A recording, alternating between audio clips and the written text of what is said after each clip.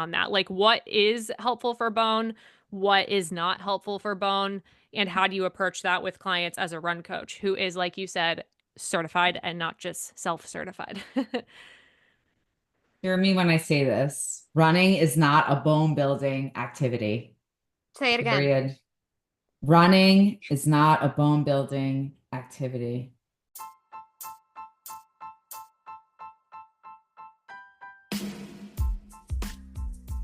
Welcome to the Hollyfield Nutrition Podcast. I'm your host, Holly Samuel, and I'm a registered dietitian, board certified in sports nutrition. I'm a certified personal trainer, and I have my master's in health education focusing in eating disorders. And on the Hollyfield Nutrition Podcast, we provide you with the nutrition knowledge for all things running, endurance sports, preventing injury, burnout, and more. I'll interview everyday runners and athletes making it happen just like you, along with various professionals and experts in the nutrition space. We'll chat about experiences as a runner, how nutrition and fueling impacts training, performance, and your overall health, and of course, adjustments you can make to be the best runner and healthiest version of yourself that you can be. Let's get into the episode. Amanda and Stevie, welcome back, both of you. You've both been on the show before, but welcome back to the Hollyfield Nutrition Podcast. It's such a pleasure. Thanks for having us. Always happy to be here. I was going to say Well, in the future, I'll try and like identify who I want to speak so that you don't feel awkward about it if that helps. But I know the three-way can be interesting. But anyway, I wanted to have you guys introduce yourselves. So Stevie, if you wanted to go first, if you could tell people who you are, where you're located, and what you do in case they need a refresher. Yes, if you need a refresher, hello. I'm Stevie Lynn Smith. I'm a registered dietitian, board certified in sports nutrition. I am located in sunny and warm Buffalo, New York. Um, yes, we are built different here. If you don't know me, I have my own private practice, very uniquely named Stevie Lynn Nutrition. Like to keep it easy for you guys. And I work with endurance athletes and active individuals to learn how to fuel and support their body for performance without sacrificing their health or happiness. I love that. Yeah, sunny Buffalo. It's January as we're recording this, fellow people. So send some sunshine to actually both of you, actually all three of us. All of us. Amanda, you're in New York too. So tell people who you are, what you do, and where you're located. Spoiler alert. yes, I'm in New York. And for some of my life, I was in Buffalo because that's my alma mater. Yep. U of B, U at B. So I'm Amanda. I'm a full-time fitness professional. I'm a group fitness instructor for a brand called Equinox here in New York City. I'm also a program creator and educator for the brand when it comes to their indoor cycling. I am a personal trainer and a run coach, certified in both. And I feel like we need to say these things these days. Certified in both. And I also most recently have attached my name on-set trainer for the New York Times. I live in New York City, so a lot of New York that I just threw at you. And I'm sure you're gonna get a lot more New York to come. I say we paid for that snark, not sold separately. We That's paid for right. it, so we do want it. And that's why you're both here. I mean, for obviously selfish reasons, I just wanted to chat with both of you. I basically picked a topic that I knew you could both cover. No, but no, really, I really appreciate you both being here because we're going to cover a topic that I think we're all equally as passionate about. And like, I don't know, I'm curious to hear about your timelines on this because I feel like a lot of people aren't that passionate about this until they kind of have to be, or have a story to tell with it. So we're going to talk about bone health, bad bitch bones, how to build them, how to prevent them from breaking, why it's important to build strong bones. And really focus on this from like the nutrition perspective, the training perspective, and kind of the emotional mental part of it too, for runners and endurance athletes dealing with bone issues, bone stress injuries, osteoporosis, osteopenia. We're going to talk about all of that good stuff. So let's start with Stevie, just to keep kind of going in the same order here. What made you start caring about bone health? Oh man. I would like to say my own experience with stress fracture. But I don't even know if that would be 100% true because I was so young when it happened that more of my passion now lies into helping fellow athletes, runners, triathletes, endurance athletes who struggle with stress fractures, bone stress injuries. I'm sure we'll say BSIs. If we say BSIs, that's what we mean, just to shorten it a little bit. But I mean, I would be remiss if I did not tell a little bit of my story. I had a stress fracture in the neck of my femur in 2011. And that was like about 2 years after I ran my first marathon. I didn't grow up running. I was a lacrosse goalie, hated running, got into running. And for me, it was a really big, just like knowledge deficit of, oh, I'm running all of these miles and training this much. My nutrition did not match. Like it was just mostly knowing, like not knowing that my nutrition needed to change. It really needed to increase. I was in low energy availability. Boom. The hip is broken. My healing timeline was really smooth. I was running in 10 weeks and like knock on wood, never a fracture since. Which of course, once you have one stress fracture, especially something like the neck of the femur, you're more susceptible to have recurrent bone stress injuries. So since it was so smooth and I was like actually able to return to sport pretty quickly and like inconsequential, more of, okay, I lived through that. It wasn't the most fun. I was young and very resilient. So mentally, it did not probably beat me up like it would have had it happen to me now. Yeah. But we hate to see injured athletes, especially if we know that we can support them and help them address issues, some underlying causes, and help them get back out there safely, smartly, and like be healthy and strong. So for me, like more of my professional drive comes from that versus my experience. Cause like I said, I feel like I got really lucky. And Yeah. again, part of it was probably because I was like in my early 20s and I was like, okay, I'm just going to do what the doctor tells me. And then I transitioned it into triathlon, which I very much learned that having the swim bike volume and keeping my run volume low was very good for me and my body. And I enjoyed it. So like it all ended up working out on the personal side of things. Plus, I learned a lot and I was like, oh, okay. I got to eat a lot more than I was. I'd love the ignorance is bliss, like in your early 20s, where you're just like, oh, okay, Yeah. that's nice. No, I appreciate you sharing that though. I think having a bone stress injury in the past gives you different perspective too, when you're trying to help clients. So, Mhm. yeah, totally appreciate that. Amanda, what about you? When did you start caring about building your bad bitch bones? So it started, I have a very different story than Stevie. I was not a runner I'm a late blooming runner. So for me, when my mom was diagnosed with osteopenia in end of 28, yeah, it was 2018. So I was a fitness professional during that time. I was a personal trainer at that time. And my mother, my whole life, had never lifted weights. Like I never experienced that secondhand. I had never seen her do that. And I personally had not lifted weights until I was in my mid-20s. And then I didn't really lift heavier weights until my late 20s, early 30s even.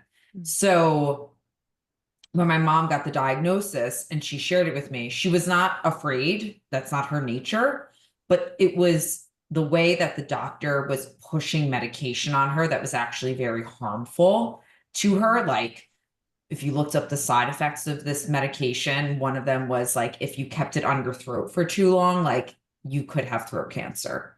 And I felt responsible for reminding her that there were lifestyle adjustments that she could be making when it comes to consuming enough calories and lifting heavier weights. My mom was always a cardio bunny, doing walking, workout videos in the house, and a lot of Leslie Sansone, and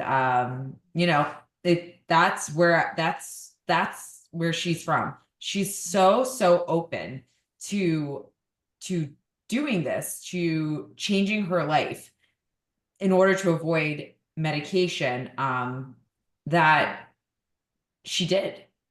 And she started small, and she ordered a set of Bowflex, and we'll go into this a little bit later. She learned what heavy meant for her body. We met her with, I basically just designed a program for her, taught her how to do the exercises. And I was like, Mom, you're just going to be doing these exercises until you die. Like that's essentially what you're going to be doing in some way, shape, and fashion. We need you squatting, hinging, pushing, and pulling until you die. And we'll talk about that more later. But that's what started this journey. And my mom had a DEXA scan a couple of years later, and her scores improved.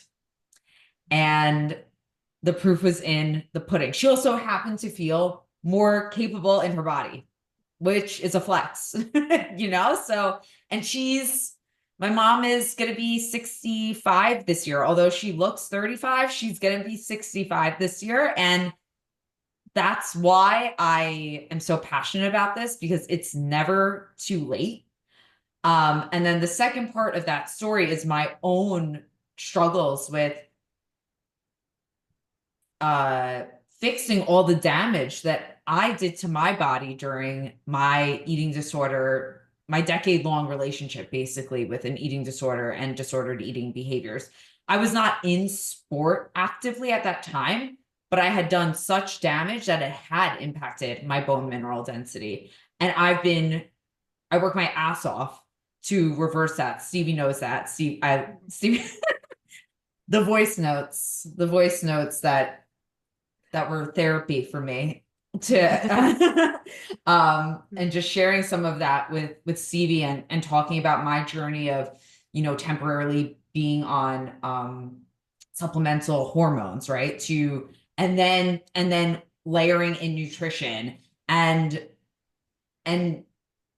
pulling back from the medication and pushing myself to eat more, which is, although I'm not actively in an eating disorder, it's really hard. Mm-hmm. It's really hard. And maybe the reason why I'm so passionate about it, and now I'm going off, but is because now I see so many young women who I see the behaviors that they are participating in for the sake of an aesthetic, and it's just stupid. Mm-hmm. It's just stupid. And I recognize it's a mental health disorder. Trust me, I do. I'm very, very active in eating disorder recovery spaces, and I'm aware of that. But it is you are playing with fire, and I am so passionate about reminding, especially women, that consuming enough and challenging your body in a smart, strategic way via weightlifting is going to benefit them into their 30s, into their 40s, 50s, 60s, 70s, 80s, and beyond. Step off that soapbox real quick. Oh no, you were brought here to go off. Go off. No, I appreciate all of that. And it's so funny. I didn't know that about your mom and that story, because for me it's like copy paste basically that story about your mom. My mom also diagnosed with osteopenia in yours too, Stevie. Mm-hmm. Yeah, in her she was diagnosed in her 50s, but it probably developed earlier. She had gone through breast cancer treatment twice, all of it, radiation, chemotherapy, surgeries. she got diagnosed the first time when she was pregnant with me, and the second time when I was 4 years old. She was quite young. She was my age, which is like, woo, wake up call when you turn 30. But yeah, so she had, you know, a history of medically, I think, induced a little bit of some of that bone loss, really common with those treatments to lose bone. But also grew up, yeah, with being a cardio bunny, doing all the diets, you know, kind of that 90s mentality.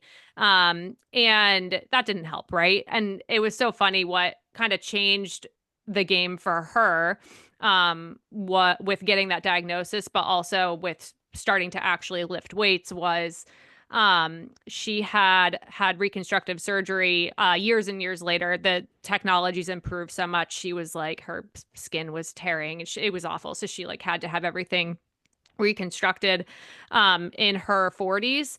And that's a bear of a surgery. They use your latissimus muscles to reconstruct your chest. So yeah, so like it's super interesting, and the rehab for it obviously needs to be very strategic, and it's come a long way, because when she first had that surgery done, they were like, you're a delicate butterfly, like you can't lift weights like ever, basically, because your lats are gone. And my mom, being my mom, was like, well, F that.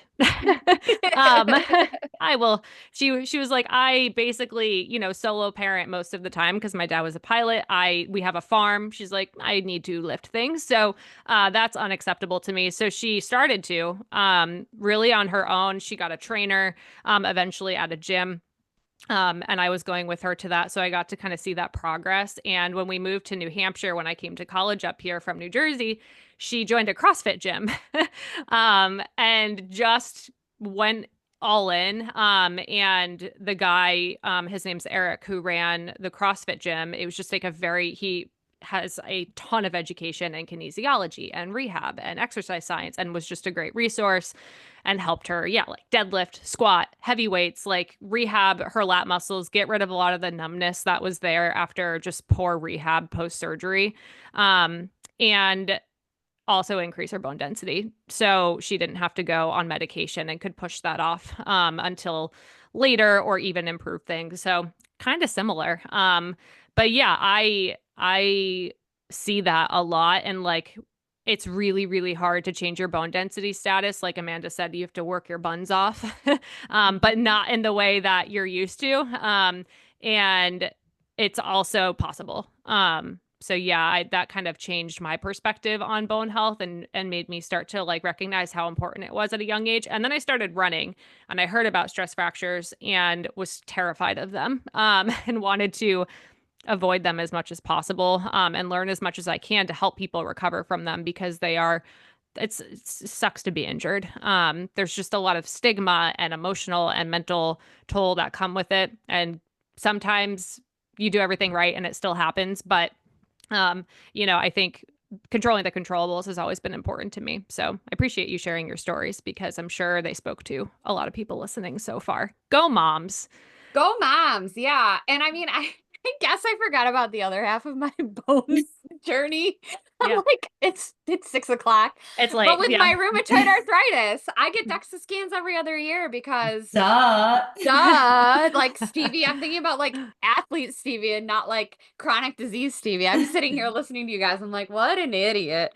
But yeah, I mean, I get DEXA scans every other year to check in, because that's part of the disease process, right? Is it's just going to quicken that bone loss. But again, my DEXA scans have improved once we're lifting heavier shit in my mid 30s. So I just wanted to throw another success story that like it does make, and for me, lifting heavy was the biggest change that I made as an individual, because as an Ironman athlete, like when you're training 15 to 23 hours a week, swim, bike, run, there's not a lot of space, or I did not create a lot of space for that lifting heavy. And I know we'll get into this, but you know, I was someone who's very comfortable with fitness, but like lifting weights was not something I was comfortable with. It was Oh, not yeah. something I enjoyed. And like over the last like almost 2 years, it was that process of like, okay, I'm going to get a plan. It's going to be boring. It's going to be basic. We're going to go slow. And like, I just have to move through that challenge of like getting to the gym to lift the weights, because I feel like people might look at us and other fitness related professionals and think it's easy to do. And I always like to remind people that like it's a struggle and it's normal, but like now it's a habit and it's a part of the routine. And I was looking at my Instagram story memories, and last year I was so excited. I deadlifted 95 pounds for 10 reps. And Yes. last week, or was it Monday? Whenever, we're in the time space continuum. I did 5 reps at 150 in just a year's time, you know? So it's possible, man. You can do That's it. awesome. Let's go into that now because I think I mean, I think that's such a good topic. Like that could be a whole podcast episode, just like getting in the gym and like the barriers to being able to do that. But I think like you said, we're talking about like weightlifting, strength training, resistance training, and we'll kind of define, you know, some of those lift heavy and some of those things in this podcast.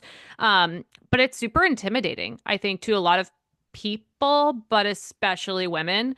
And I think some of it's because of that 90s, early 2000s narrative of like, you do jazzercise, you do Zumba, you do cardio, you must be small, you cannot take up space, and you do not need to be in the men's section of the gym, which is where the weights are. And it's intimidating. And then you've got women's only gyms, but then they're kind of not really focused on weightlifting. So it's a big problem. I think I'm unique to the endurance space because my first, you know, kind of sport and how I grew up was very weight centered. Like I never got in the gym. That was not a part of my life until I became a personal trainer and had to like go through the same barriers you guys are talking about. But um, I had the strength just from working on farms growing up, and I had a lot of awareness from that. I think about some of the things I used to do as like a 12-year-old, and I'm like she could probably kick my ass right now. Like I'm not gonna lie. Like I know more in the gym and I can do those movements, but like she was freakishly strong. Just throwing things around like it was no big deal. Like hay bit, like heavy stuff for a 12-year-old, for anybody. But anyway, so I do want to talk about kind of the training pillar, like of building the bad bitch bones. So Amanda, when it comes to training, like what does help with bone density? I'm just laughing because when I was 12, what I was doing was I was about to enter my first job, which was at the bagel shop. And you were like, you were both building bad bitch bones, but just in different ways. In different ways. And I then went to the bagel shop at 6 a.m. after we finished mucking the barn to get bagels and refuel. It's Yeah, same. it's That's totally the great. same thing.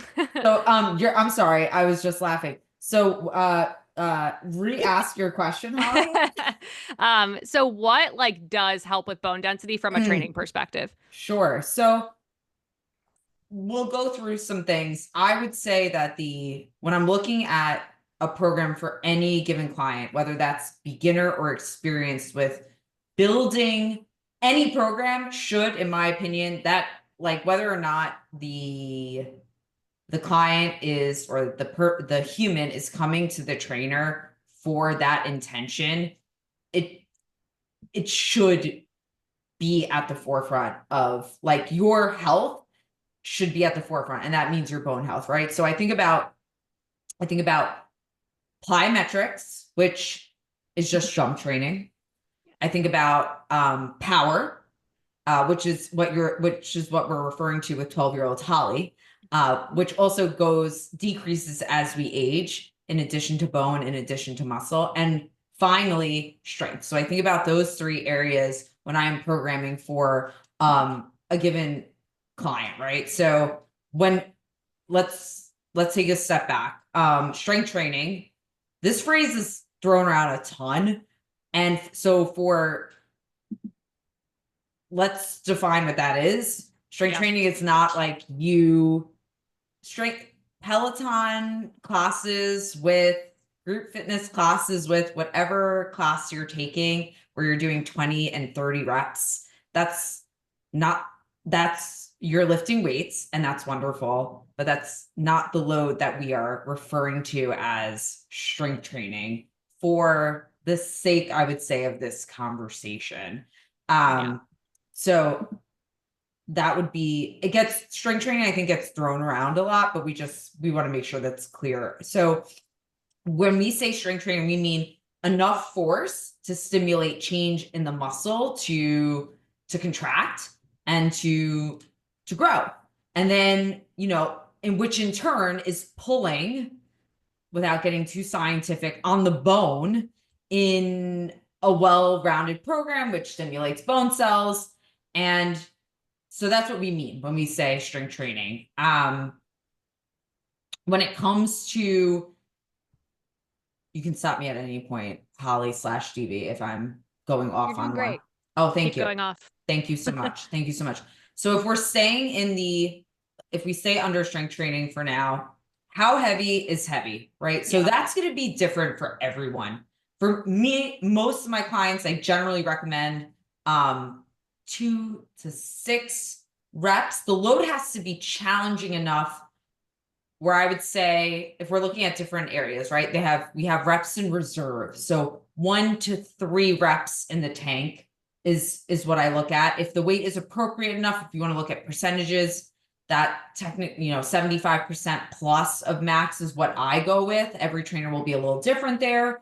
RPE, if you're somebody who likes to work with rate of perceived exertion on that 1 to 10 scale, 7, 8, 9 out of 10 intensity, for 3 to 5 sets. There's no real, you don't need to go to failure. I would say, for the sake of this conversation, and you want to make sure that you're having enough rests between these sets. And I think that, going back to my earlier point about defining strength training, a lot of specifically women who I work with, and myself included, I teach group fitness classes, so I understand their experience of lifting weights is, although they may be lifting weights in a strength training class, it's really like circuit style. And they're maybe getting like 30 seconds of a break between exercises, and that's just not enough load on your body to stimulate the changes that I just referred to. So, and similarly with plyometrics, plyometrics have positive adaptations on the bone, right? So we're working on, some of the feedback I get around jump training, especially for women. Majority of my clients are 35, 40 and over, and they're afraid, they're afraid to jump. They don't believe it's safe for them. And what I would say as a suggestion, and whatever trainer you're working with, or if you're working on your own when it comes to plyometrics, when I say plyometrics, I mean, double leg hops, single leg hops. If you take a class, maybe you do skater hops, those lateral bounds, right? That's what I mean.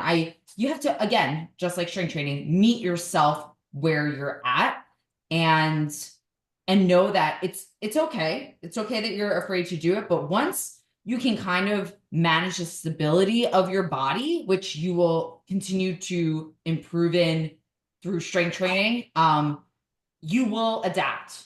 You will adapt to feeling, not only your body will be more confident, but you'll be more confident up here. So, and jump training is just, it's great. Like your joints are healthier, your tissues and your tendons and your ligaments are happier, more elastic, and tendons and ligaments are thicker. These are all wonderful things, especially as runners, that we want to have more resilience. So plyometrics is super, super beneficial as well. So those are the two. I've just, again, another rant from me. Those are the 2 areas that I would focus on when it comes from a training perspective: plyometrics and strength training. And I love how you like incorporated that, like heavy is relative to the person. Like you have to start where you're at. I think a lot of people, when they see people on social media lifting with a barbell, throwing big weights around in the gym, lift heavy shit, that type of messaging, they're like, don't think I can go pick up a barbell like with no weights on it. And then if I can't, that's embarrassing. So I'm not even going to go try to do anything. And it doesn't always mean lifting with a barbell. Like you have to meet yourself where you're at. If you can, do a squat with 10 pounds and you're getting to rep 5 and you're like, I got 1 to 3 left in me and that's it. Like that is your heavy. That's where you're at. And you have to train your body just to get through the movements first safely. And that's going to give you confidence to then be like, I'm going to go get the heavier weight and kind of challenge this a little bit. But that comes with so much just time and exposure therapy. And I think there's a lot of value to having a coach, especially someone with you in person in that space, to walk you through it at least once. Because I think it takes a special kind of person to just like waltz into the gym and pick up a barbell and watch a video and like try to do it correctly. And with everyone watching them, I feel like that's not typically very common. Amanda, do you have any recommendations for people trying to like get out of their own way to kind of start incorporating this, like whether it's getting in the gym, getting stuff at home, ways to make it accessible? And how often do you recommend doing this for the bone benefits? Yeah, I would say that I would say first of all that my son Bubba is going off right now. That would be first. Second, I would say that you want to, if you've never picked up a set of weights in your life, give yourself grace, and it's okay to start with 1 time a week. I would say start with 1 time a week. If you have access to a gym and you can hire a trainer, I think setting yourself up with a package with a trainer would be wise. If you are somebody who has some familiarity with weights, I would say that you probably could still benefit from working with a trainer for a few sessions. But perhaps the best way to do it for you would be similar to the experience I shared with my own mother. And a set of adjustable dumbbells to have in the home, and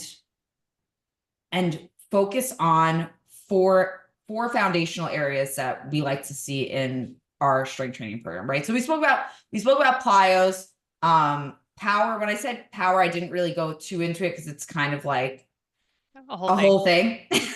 A whole thing that you really should, again, like Holly saying, don't work with a overthink it. professional. Yeah, don't overthink it. Like let's start with the bare bones. Okay. Let's get you doing the 4 things that you need to not just live, but live well. Okay. So let's get you in a squat pattern. So that's could be a goblet squat. If you're working with a trainer, it could be back squat, which is not for me. It could be it could be any squat variation, right? Sitting your tush down. Okay, you're going to do that for the rest of your life. Then we have and getting up, right? Getting up is critical. You have to get back up. Yeah. Yes, you do. Yes, you do. Yes, you do. Because and that is like the ability to get up off the floor is vital. It's vital. And we gotta practice all the motions. So we got our squat pattern, our hinge pattern, which can look like a deadlift. We have push, vertical and horizontal. So pushing away from the chest and getting your also pull. Did I go over did I just say everything or did I not say everything? I didn't cover push. Yes. So we have all of the push horizontal, push vertical, and pull. Okay. So like your row pattern. So if we can get those 4 areas in any program, I would say that is what's important. So getting 4 exercises that you can do with the amount of reps and sets that I shared earlier, at a weight that is heavy for you. If again, we went over the beginners 1 time a week, start there. Yeah. Ideally twice a week, is what I would recommend. And that everyone's going to be different. There are I'm somebody who's comfortable lifting. I lift 3 to 4 times a week. I go heavy twice in those 4, and I, do my other fakakta things those 2 other days. But I think that's a good place to start. I would say that one of the biggest fears that I hear from people is they are afraid that they are going to get hurt, in which case I would just recommend investing a little bit more into your health and hiring a personal trainer for even a short period of time. That way you not only feel comfortable, you feel accountable, and your body will respond in the right way and you'll have that experience. Yeah, I think just because a lot of people go to the gym and lift weights, it doesn't mean that like we all came walking out of the womb knowing how to do that. It's a skill you have to learn. So yeah, if like going into a place with a bunch of heavy equipment that you don't know how to use makes you a little uncertain, makes sense to hire a professional. I mean, I tell people this too. I'm like, if you were trying to learn any sport, if you're going to go ride a horse for the first time, are you just going to go like find someone's horse in their paddock and get on it? No, no, you're going to take a But what if you lesson. did? You got, But what if you did?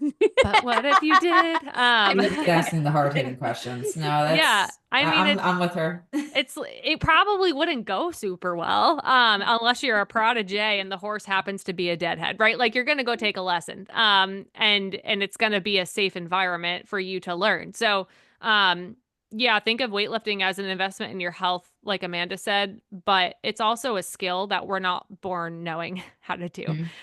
So you have to kind of learn somehow. And I love that you really simplified it because I think it's really easy for the internet to make weightlifting super complicated. And I think like a true solid strength training program, especially when you're just starting out, it should be very simple. You're going to be repeating the same things over and over, like you said, until you die, like over and over and over again. And that is what is going to make you better at those things, not doing 36 different exercises and rushing through them as fast as you can with 30 other people in the room and someone yelling at you. Like it's going to feel a little bit like a different workout than your Orange Theory fitness class that has a weight section for 5 minutes. You're probably not going to have a super high heart rate. You're probably not going to be sweating a bucket. Like it's a different type of feeling that I think a lot of endurance athletes associate with useless when it is so useful. So I appreciate you going through the weight section. When it comes to like cardio, cross training, running, walking, and building a smart program in that regard with bone health, Amanda, what's your elevator speech on that? Like what is helpful for bone? What is not helpful for bone? And how do you approach that with clients as a run coach who is, like you said, certified and not just self-certified? Hear me when I say this. Running is not a bone building activity. Say it again. Period. Running is not a bone building activity. It's just not. It's not. It's actually, it's doing the opposite. It's a catabolic activity in all the ways. So what I like to say, and Stevie and Holly know this, and as do my athletes, strength training is like, I floss every day. That's also a part. I didn't mention that. That's also a part of my bone story. One of the things that made me like really, this is a separate topic, but my teeth, a couple of my teeth were starting to do not normal things like crack. Mm-hmm. And you know what these are made of, by the way, right? Mm-hmm. Yeah. So that's good. That's good. As I'm talking to you, finishing up my second to last week of Invisalign. They look incredible, by the way. Yeah, they look great. Yeah. And I think I'm going to do Invisalign soon too. So I'll have to ask you for your tips. I got FOMO. Thank you so much. Thank you so much. I'm on a journey. It is a journey. So I really mean it. Like they told me what the journey was going to be and I was like, oh, Okay, I gotta really be ready for that. Yes, you do. Yes, you do. But so anyway, I don't know how I just started. Teeth are bones. Teeth are bones, and that was a part of my bone journey and getting those stronger too. So here we are. Okay. What were we? You were saying running is not a bone running, building running. injury. Neither is not eating, which is why my teeth were compromised. Bone. I said what I said. Running and cycling and boxing and swimming and any of these are important for us to include in our fitness routines. You know, 2 to 3 times a week, doing one of these activities that is going to support your aerobic capacity and your cardiovascular health is fabulous. But running is a nice to have. It's not a need. Whereas something like strength training, if I'm gonna look at how much time a given person has in their week, and the three of us, and I know because we've all talked and we all share clients, y'all are busy people. So when we think about like, what can we do to maximize your time and your health? If you had only let's say you had 3 days a week, I would not do 3 days of running. I would really focus on building in that first day of strength training and layering in a second day, and then, playing around with incorporating, your favorite spin class or running activity or boxing class or what have you, however you participate in getting your heart rate up. But know that, like Holly was saying before, getting your heart rate up in those areas is thumbs up. Like, that's however you decide to do it. You don't have to be a runner. It's great, but strength training is not your cardio training. It is supporting all the things we spoke about earlier, and it is supporting those cardio activities. So strength training will also be supporting your running. It will also be supporting your cycling. It will also be supporting your swimming, your boxing, your Zumba class taking, so nice to have, need to have. Strength training for me. Oh, this is why I was brought up teeth. So y'all, this is again 6:20 p.m. We've been going at it. I'm going on rants. Just like flossing, which I'm now excessive and obsessive about, that's how I treat strength training when it comes to my health routine. So that's my pitch. That's not a pitch, by the way. Not a pitch. That's an Old Testament size conversation. It's an order. Yeah, come in from the office. I think no, I mean, I actually love that you brought up teeth too, because I don't think we think of that all the time. Like, oh, teeth are bones, and what I do nutritionally and lifestyle wise absolutely impacts teeth. But no, I think the training conversation, again, we're talking to primarily endurance athletes on this podcast, primarily runners. So I think when people are like, running's a nice to have, but like in my opinion, it's a need to have. That's actually all I'm doing. Do I need to like reduce how much running I'm doing in order to make room for strength training? Should I layer strength training on top of that? And I think the conversation we all have with clients is it depends on what you have time for, but like ideally, you're doing your run volume. If you got to train for a marathon or a half marathon, you got to do a certain amount of like cardio volume to do that and to set your joints and all of that up for success to be able to take on that mileage. But the strength training is absolutely necessary. Especially if you don't have like a history of strength-based sports and you're just you're just running, it's a recipe for injury and poor bone health. So if you don't have time, then yes, you need to do a little less cardio to make room for the strength training. That's what I'm hearing, right? Yeah. Yeah. I mean, the topic of this podcast is building bad bitch bones, and I'm never going to be the one to be like, well, then you could just keep running 3 days a week if that's the time you have. Like, no, what's the goal? The goal is to build the bone, and then that's what we're doing. Well, we're still on the topic of like exercise and training. And then we're gonna, give the soapbox to Stevie next, which I'm excited about for nutrition. But when it comes to exercise and training and someone maybe is dealing with like a bone stress injury, a BSI, I really think the focus of how we come back from those can be quite warped. So can you speak to people cross training a bunch when they're injured and how maybe they could reframe their mind and their schedule and what they're focused on to prevent this from happening again in the training department? And then obviously, of course, we'll get to the nutrition department. I'm gonna share that this box. There's enough space on this box for Stevie and I to stand on it. So I'm gonna, the same hill that we're all dying on. Yeah, literally.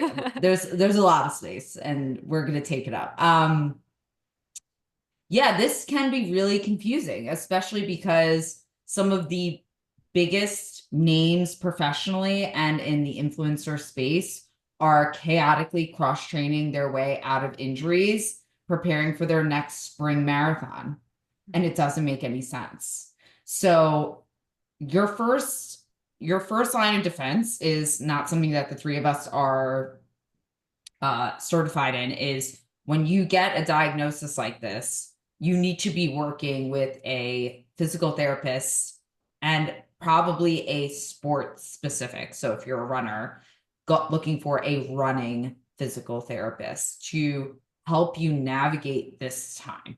Okay. And for some people, speaking of chaotically cross training, something else that the three of us are not certified in is you may also benefit from hiring somebody to support your mental health during this time, because injury is so challenging to navigate on your own, especially when all you see on social media are folks not giving their body the time to rest and recover when their body just needs the resources to do that. They don't need the resources to do, okay, so my run on Saturday was supposed to be 90 minutes. So I'm going to do 30 minutes on the Stairmaster, a 20-minute Peloton ride. And what do I have left? 40 minutes? Is that the amount of time I have left?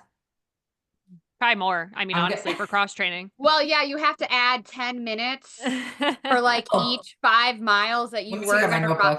I've seen this math done before. Like, oh, I was supposed to run an hour and a half. So that'll be like 2 hours on the bike instead. Because the intensity, has to be higher on the bike. Yeah. Mm-hmm. That ain't it. It's not going to help you. I need them. Right. It's not going to help. It's not going to help. And the things that what that all tells us as professionals who work with people every hour of the day is that you need to take a step back from your sport, and what your sport is actually recovering from that injury and making sure that you are investing instead that time into professionals who can support you in recovering from that injury.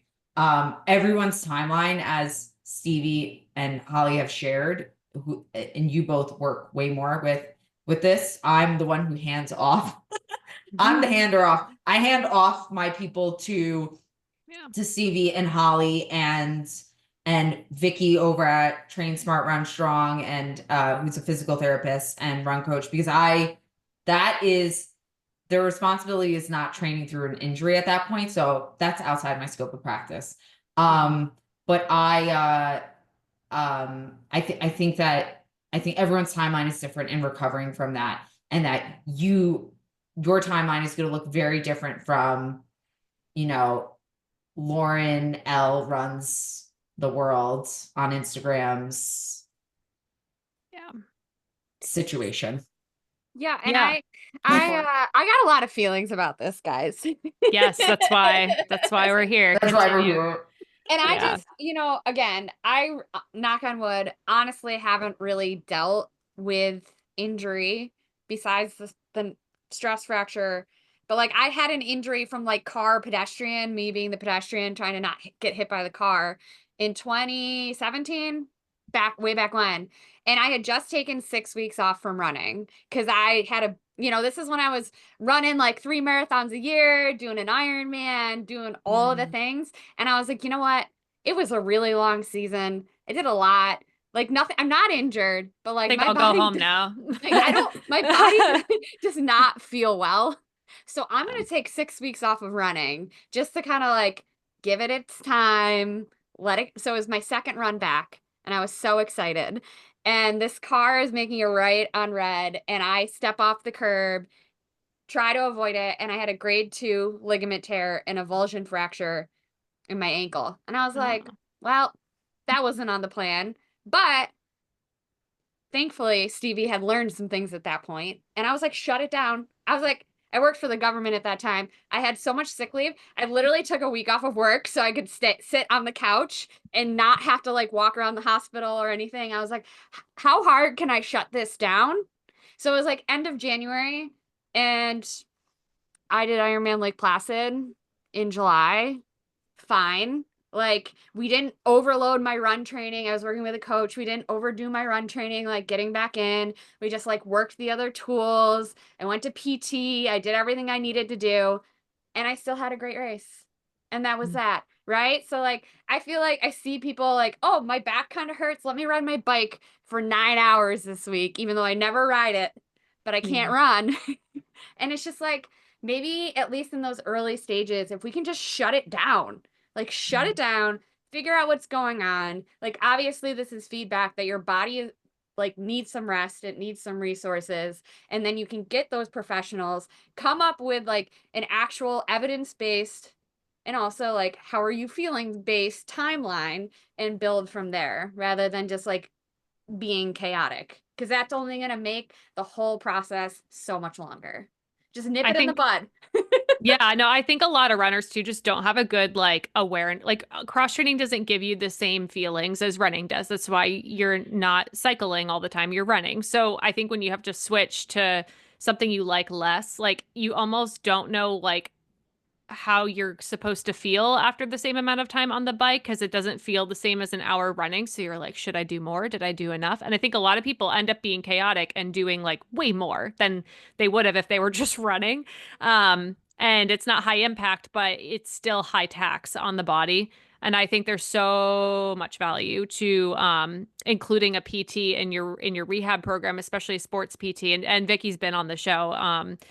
We talked about strength training and injury prevention actually. So train smart, run strong, Vicky. But yeah, I mean, it's so key because then that person can give you individualized feedback and you don't have to do what, Lauren L, whoever runs the world is doing on Instagram.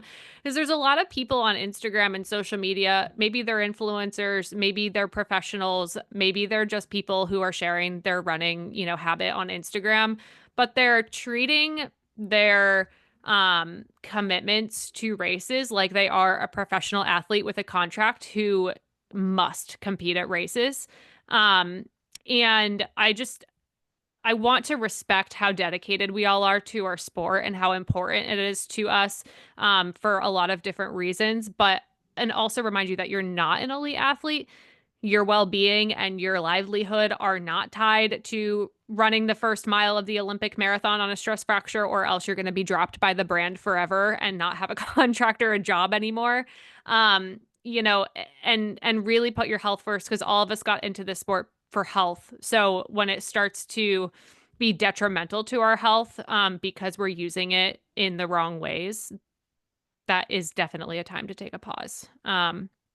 So I appreciate you bringing that up because that's definitely a trend on social media. That's not helping. It's just not helping your bones be stronger. It's not helping you prevent this from happening again. And it's not helping you get to the root of the issue. You're just doing a bunch of cross training.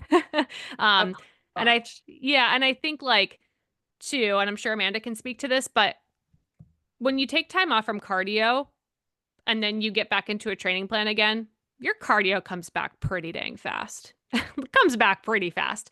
The strength and the structure for running sometimes it's a little slower when you have not worked on that before. If you have, worked on strength in the past, that does tend to stick with you. But like if you haven't, people feel really good a lot of the times right before they get injured because they do a little too much too soon because your little cardio engine is like, I'm ready, but your body's like, wait, I'm not. So really working on that part in your injury rehab process is going to get you a lot further than keeping your cardio up and then having no foundation to stand on once you actually get to run again. Yeah, Should we? literally stand on. Yeah, literally stand on. So to kind of switch over to the nutrition discussion, because that's the other big piece of this puzzle that I know we all have seen. Stevie, so when a client comes to you with a history of bone stress injuries, maybe a current one, or maybe they're just wanting to work on building their bone health, because they're kind of paranoid about it, like me. Uh, what do you do? What do you kind of assess them for, and what kind of pillars are you looking at when it comes to what helps with these things? Yeah, I mean, I know number that's a one, big question, by the I way. know there's a lot going on here, but like number one, hands down, is always like, are we eating enough? I'm sure everybody is super duper surprised. Are we eating enough? Are we eating enough variety? Are we restricting certain food groups? Do we have thoughts, beliefs, behaviors around certain foods? Obviously, of course, an assessment is always like, is there a history of an eating disorder? Is there disordered eating? Which a lot of the times people who come to work with me are very open about that.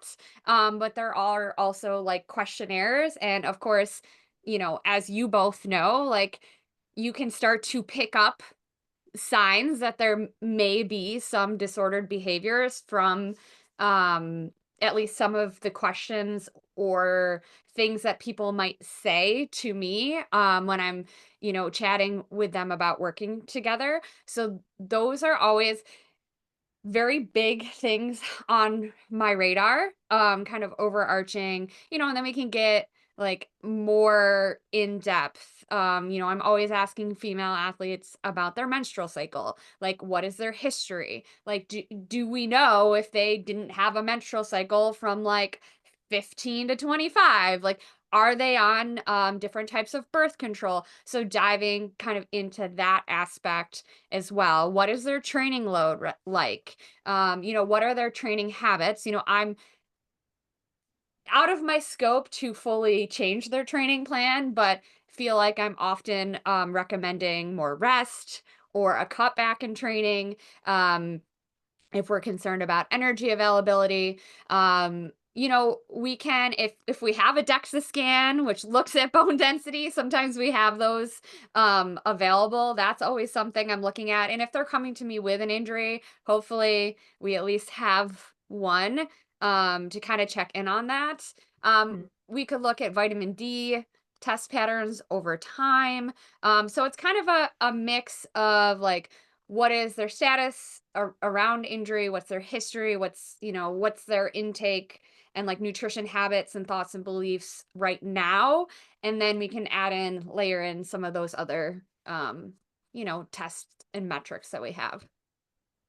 So I know my answer to this question, but I'm curious about your answer to this question since you do a lot of the same things that I do.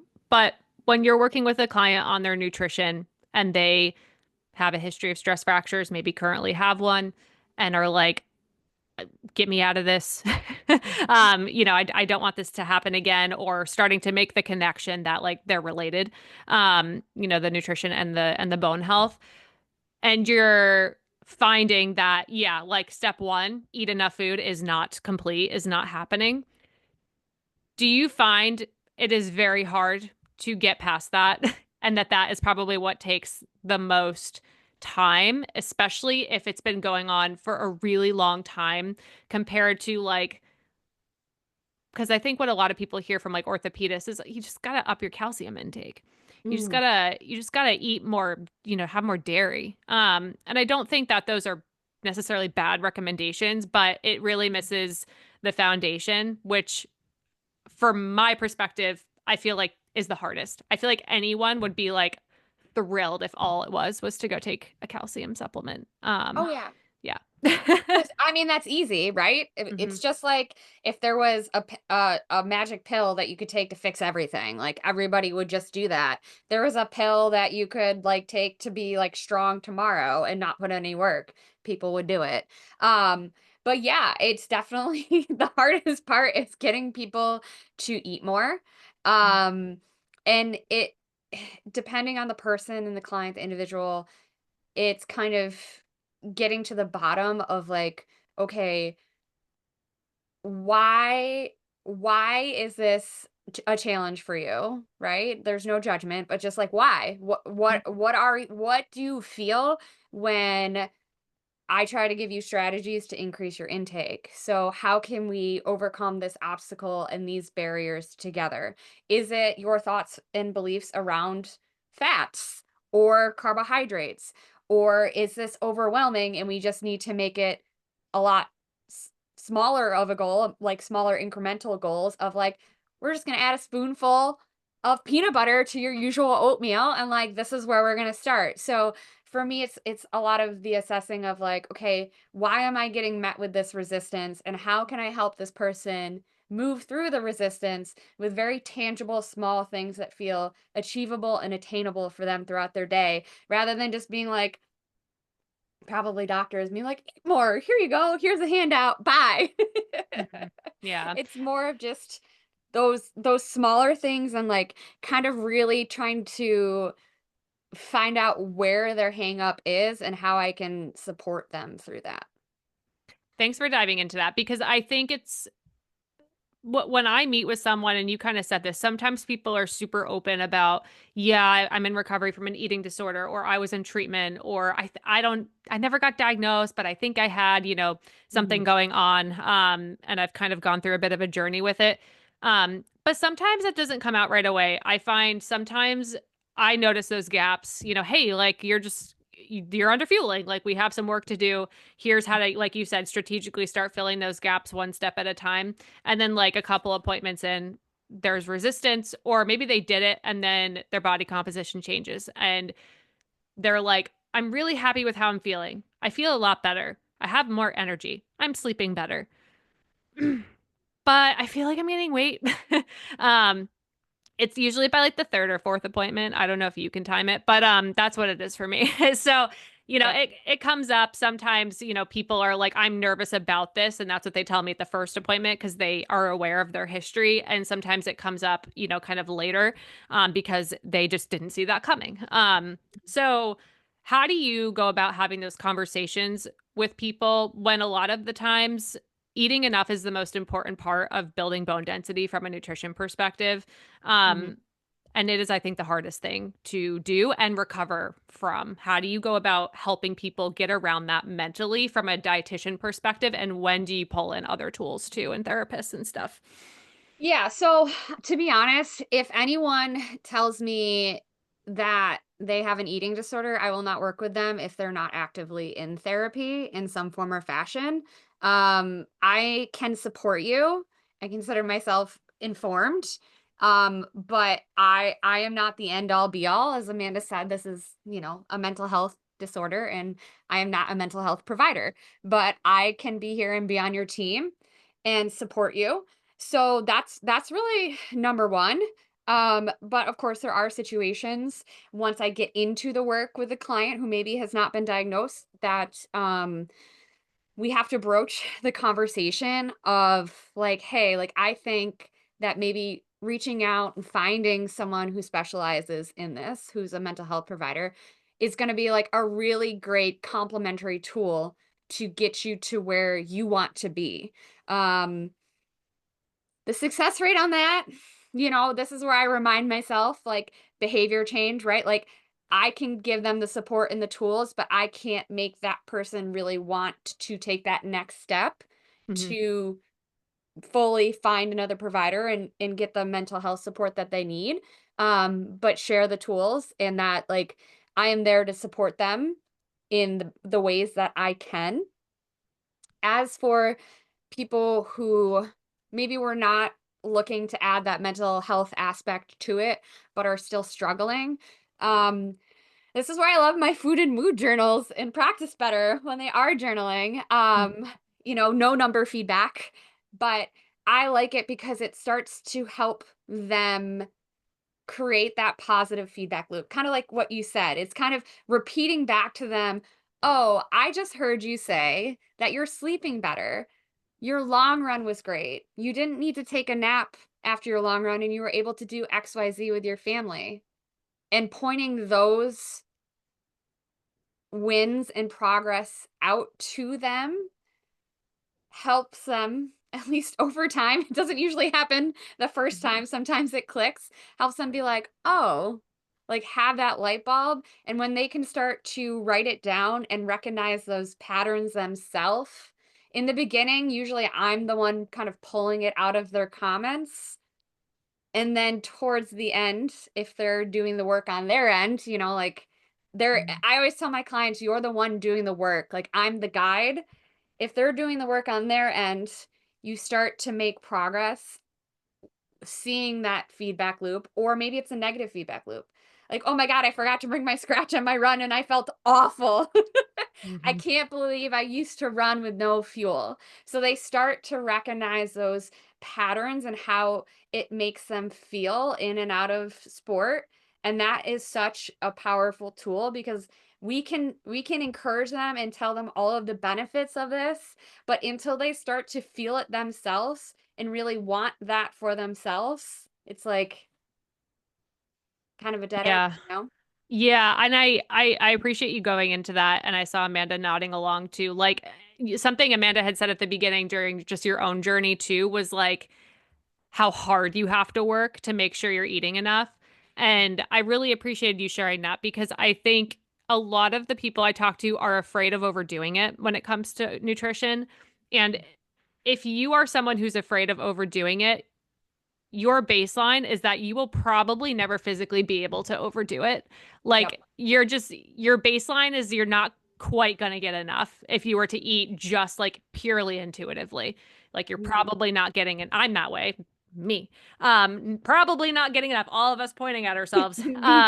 Yeah. So like the effort you have to put in to just meet your needs is really hard. Even when even when you have all these degrees, it's really hard in nutrition. So, I mean, Amanda, I'd be curious just how you approach this conversation with your own clients and how you maybe approach this yourself. But like when it comes to the crossroads, it feels like of I can choose to put in all this work to eat enough food and maybe watch my body composition change in a way that like the disordered part of my brain hates. Or I can stay injured, but I can't necessarily have both. How do you go about navigating that? Because I think that's probably like the hardest thing about bone stress injuries when it comes to approaching them from this like holistic perspective that we're trying to. Sure. So I think that what for me, as a professional who also has not had a bone stress injury, but who is very, very intimately aware of how scary it can be to have an osteoporosis diagnosis in your 20s. That is, I just don't play with it. And when somebody approaches me and I sense that they have these behaviors, but they're interested in strength training, like something that I'm constantly promoting is lifting heavy, lifting heavy, lifting heavy, but you cannot build bad bitch bones if you're not consuming enough calories, full stop.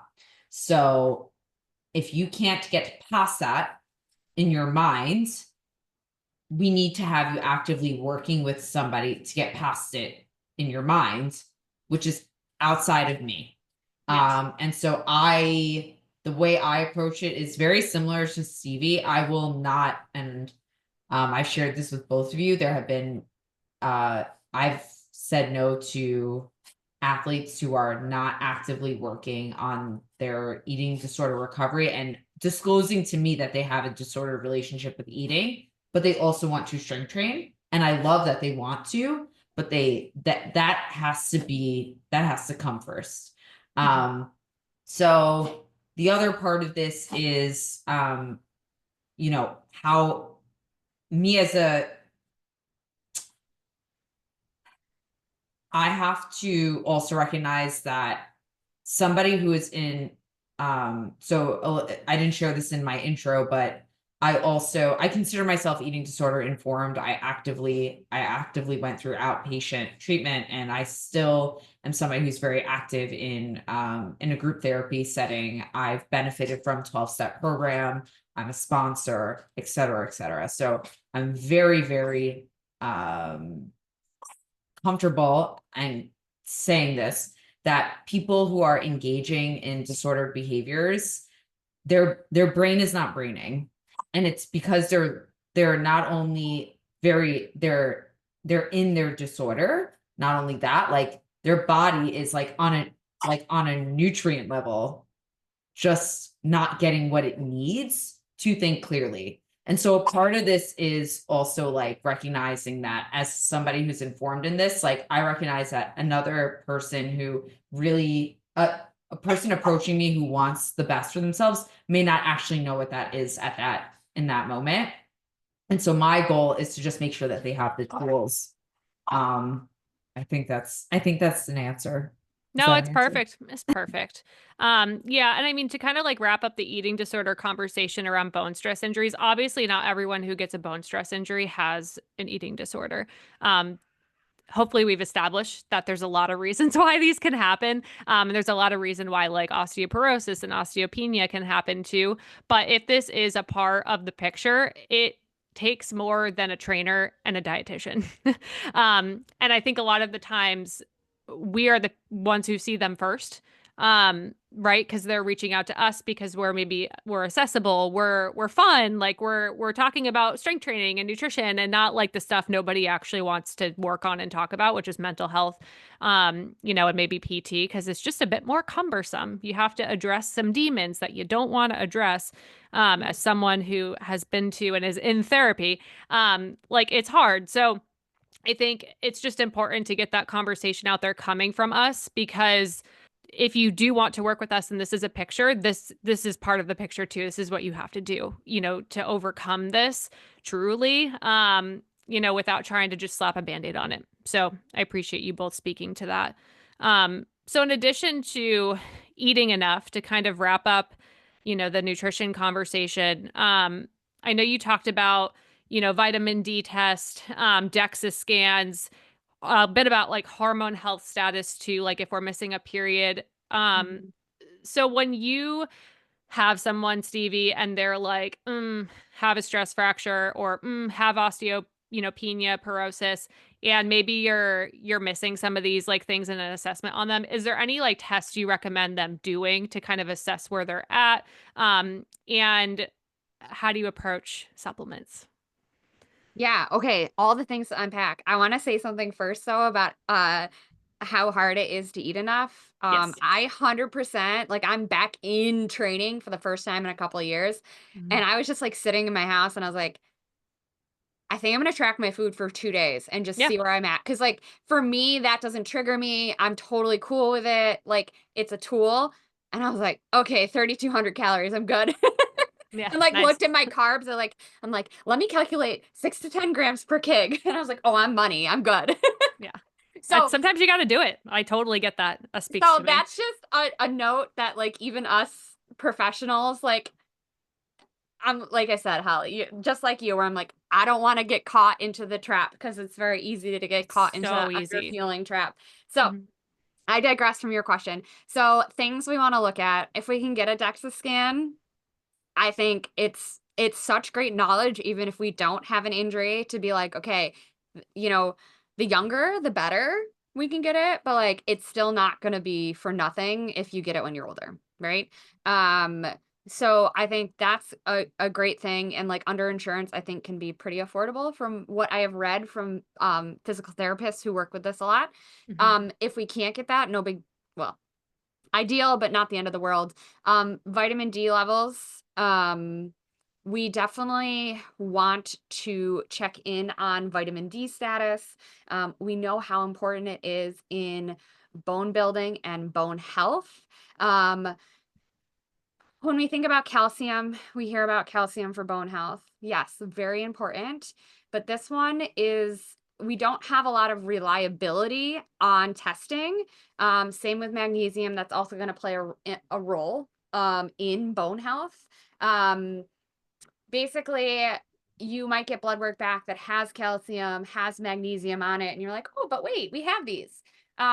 So those measures aren't giving us a picture of what's going on in your bones. That's what's in your blood. Yeah. And if these are off and out of range, like things are dire, you are very likely in a hospital, you are not well. The body works very hard to keep these blood levels in balance. And how it does this is by pulling from the bones if our consumption is too low. So those aren't reliable. Those aren't tests and tools that are going to drive my decisions with a client as to what we're going to do from a nutrition standpoint. When we're thinking about like hormone levels, right? Like if we are not regularly cycling, if we're missing periods, you could test hormones, but like that's enough to know that like hormones aren't where we need them to be. They're low. They're low. Yeah. We don't really need that on paper to show us that like we got a big issue here. And we need to address our intake. That decrease in estrogen is going to impact bone health and status. So that's for females of reproductive age, right? Like if you're not cycling, we know there's disruptions there, but this is also why bone health for menopausal women is super duper important, because there is that decrease in estrogen as we get older as well. So those are some of the things we're looking at. When it comes to supplementation, vitamin D is going to be calculated. We're not going to supplement without blood work. Nope, not happening. You can get too much. More is not better. Has that happened to you, Amanda? Have you taken too much vitamin D? No, I haven't. Okay, good. I'm of the smallest percent of people who found out that taking the minimal dose, not even every day, every other day, was actually too much for my body. Myself and my mom already get enough vitamin D. I haven't taken a supplement in 3 years after I had a weird pain in my stomach and I wasn't sure why. And my gastroenterologist, who I also lift with, was like, oh, well, we test you for all these things. And like, you have near toxic levels of vitamin D in your body. Like, you never need to take vitamin D again. And so every time I get tested, I'm like, oh, I don't need to take it again. So let's not just The testing is important. Testing is really important. That's it. Very high levels are toxic. They can cause loss of appetite, nausea, vomiting, confusion, dehydration, kidney stones, can even be fatal. So please just don't like take that dropper and go hard with it. We want to be calculating it. And it's also important, just like, you know, Holly, I always think back to like clinical days, like, okay, we do an assessment, we come up with the interventions, but then we need to monitor how these are working, right? Like, what's the dose? Is this enough? Are you taking the vitamin D supplement correctly with food? We need fat to absorb vitamin D. Are the levels getting to where we want them to be? Yes, great, grand. What's the game plan? We don't want to be just like, oh, on vitamin D, 5,000 IU every single day for the rest of your life, right? So we want to make sure that we continue to evaluate what that status is. But yes, it can be toxic. So making sure that we're getting those levels tested, working with a professional to find out what the right dosing is, and like, what's this game plan for like how long am I going to be on this vitamin D? Personally, I have trends for vitamin D for like almost 10 years now. And I know like November 1 to June 1, 5,000 IU keeps that level right in that like 50 to 80 range, which is ideal for athletes. And Sunny Buffalo. Sunny Buffalo. And then I'm off from June back to November, and those levels stay pretty steady throughout the whole year, and it works for me, and we're not just slapping a supplement at it long term. So I know I mentioned the ranges for athletes. Those are going to differ versus the average person, what your traditional medical doctor might tell you. They would probably tell you that 30 is okay, over 30 is fine. Athletes 50 to 80. A lot of the research is looking at 40 and above as that level. Um, and for a number of other things besides bone health, but we'll just focus on bone health. You, Yes. I mean, you can, of course, get vitamin D um, from foods and the sunlight, sun exposure, right? Amanda, Mhm. that's probably part of yours right there. But when we're thinking about foods, a lot of fortified foods, milk, OJ. I know me and Holly are team OJ all day. Cereals as well. You're gonna get it in salmon and other fatty fish, mushrooms, egg yolks. So you hear me read that list, and if you are adhering to a plant forward, vegetarian, vegan diet, a little bit harder to get that from diet alone. Most people, diet alone is not enough, but it's still critical to get those levels tested. Um, I mean, I could go into the other micros for bone For health 2 hours. I for know. 200 hours. I know, but vitamin D is a big one. It's gonna aid in that calcium absorption. But what was I actually looked this up the other day, but the digestive system normally absorbs only 15 to 20% of the calcium in your diet. Mm. So that's why we have vitamin D to help the gut absorb more calcium. I was like, I Yeah. know these numbers are around here somewhere. I was like, I just got to find the percentages again. Yeah, well, and if you're taking like, I know a lot of the recommendations with bone fractures, they're like, oh, gotta take, 1,000, 1,200 milligrams of calcium. Just do that. I had a doctor tell my client just to eat more dairy, and she's like actually really good at eating dairy. And I was like, that's not her problem. So the calcium's good, it's important, but the vitamin D and the vitamin K2 that often is with the D in the supplement, like those are kind of telling calcium where to go and helping increase absorption. Getting calcium blood work done is not telling you anything about your bone health. I get that question a lot. I'm sure you do too, Stevie. Like, oh, I got my calcium and it was fine, but I have a stress injury. I'm like, well, your body's trying to keep that blood calcium normal, but it's probably taking it from your bones if your diet's inadequate. So, Yep. I'm glad you touched on that too. But yeah, I think the biggest thing is evaluating just diet adequacy, especially like variety and consuming mostly nutrient dense foods. Like Mhm. if we are getting our protein from protein bars, protein shakes, and powders and potions all day long, but we're not consuming like dairy, eggs, beef, tofu, chicken, fish, or kind of looking at different food groups if you're a plant-based athlete, um, you're just missing out on a lot of minerals that the whey protein powder isn't going to give you. Yep. To give you protein, but not all the other stuff. So that's another reason why we emphasize the overall diet adequacy too. So I think that's a good elevator speech for for nutrition and bone stress injuries. But I know we could talk about this for 5 more hours because it's a huge topic. And really, the takeaways here are, your strength training is a super important part of your bone health, more so than running and cardio. And your nutrition is also extremely important, but so is your mental health. If your mental health is getting in the way of you doing those things, then it's time to reach out for mental health support as well. Um, would you, to kind of like, before I can tell people where to find you, to kind of answer this last question, if you wouldn't mind, is there anything you would tell your younger self, both of you, about like bone health? Because like Stevie said, I think a lot of the times we don't necessarily like care when we're very young about bone health because that's for old people. Whoever wants to start can go first.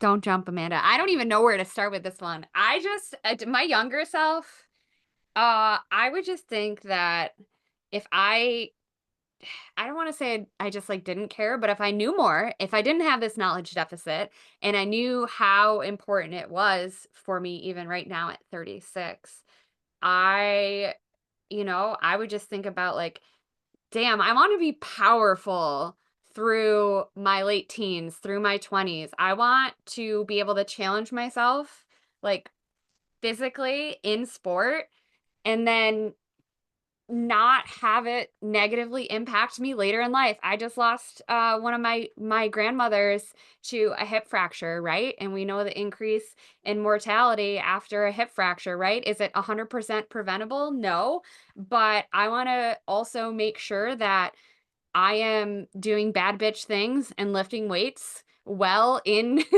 to my older years and being very capable and independent for the majority of my life as well. So like kind of a crossover between like, yeah, do more cool, powerful shit in your 20s, but not neglect that I want to be an independent bad bitch into my 70s and 80s.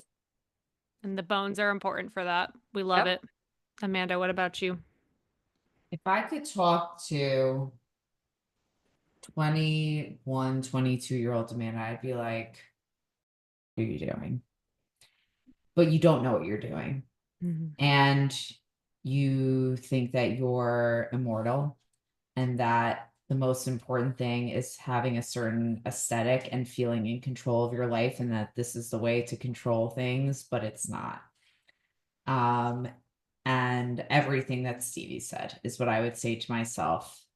And if you are somebody listening to this and you are in your 20s and you're in these peak years for your bone mineral density, maybe you're younger, maybe you're in your early 30s and you don't think you have to think about it, get really, really close to your television or your car or wherever you're listening to us on your long run.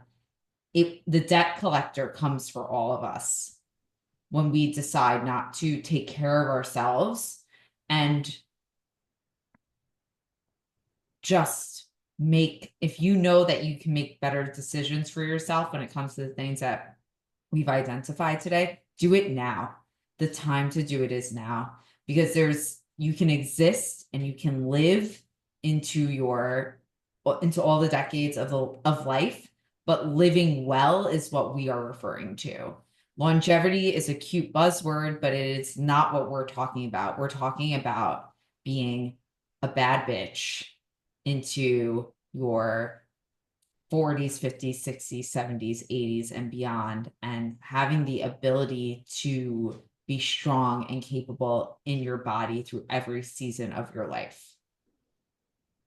I love that. That's a good pep talk. Co-sign. Yeah, co-sign. Because it's so true. Everything peaks at the age that you don't know enough to care. Or you care about the wrong things. So older you is like, dang it. Or sometimes you're like, that worked out for me, thank God. But I think just, yeah, taking a look in the mirror and knowing, hey, you can start making changes now, and older you will be so grateful for it. I always think, back to my younger self, like, I think about my grandmother and how she ran a farm into her 80s and just was like, she would always, like hug you or just like take your shoulders. And you were always kind of like, God, you're really strong. Like you're stronger than I thought you were. And she's a pretty tall woman, but I always think of her and her ability to be able to do all of that. And I just I hope that for everyone, that you have the ability to do what you want to do into your later years, because like Amanda said, there's one thing to live a long life, but it's different to be able to live a life where you are capable of doing what you want to do, and not just like trying to get by and existing, because health is a moving target. We do not have control over a lot of things, and bad things happen. But if it's something you can have a little bit of control over, try to do yourself a favor and eat enough food and strength train, and take care of you.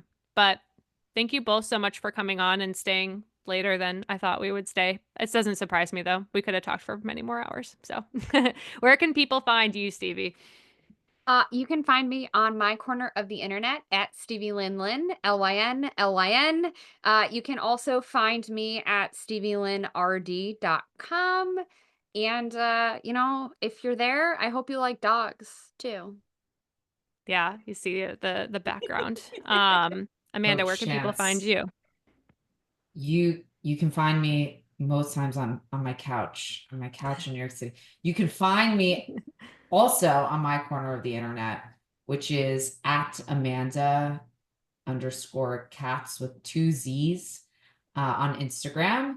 And I am also available on Amanda S like Sabrina Katz.com.